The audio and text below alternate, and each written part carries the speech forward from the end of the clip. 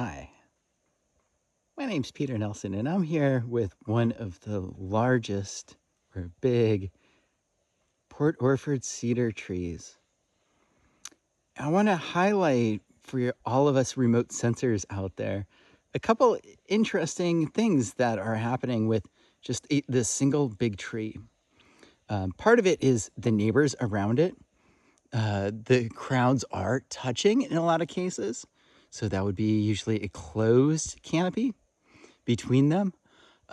What's really interesting is at the top, we see it illuminated by the sunlight, but at the bottom, we see it not as illuminated. It's darker, right? And there's this interesting green knot of foliage of leaves that are there in the middle between these 2 points right now.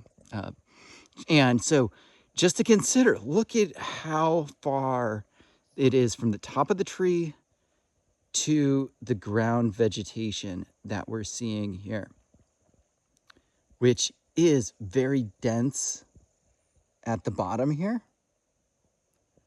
I actually have to have a wide angle lens to be able to see from the very bottom of this tree,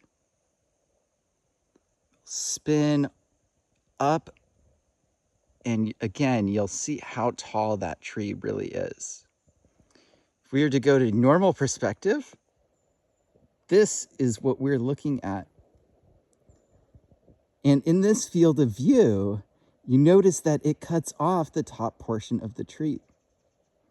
And so it would take multiple images to be able to use this resolution of imagery and lens.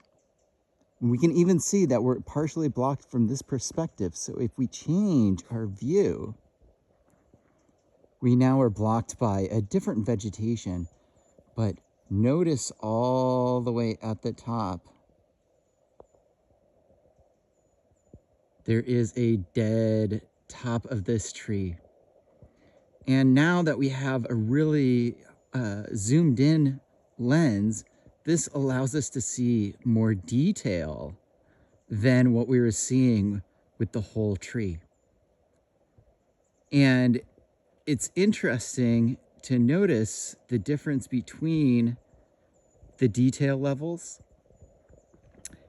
and the amount of time that it might take to collect all of the imagery at this high resolution for the same level or same tree.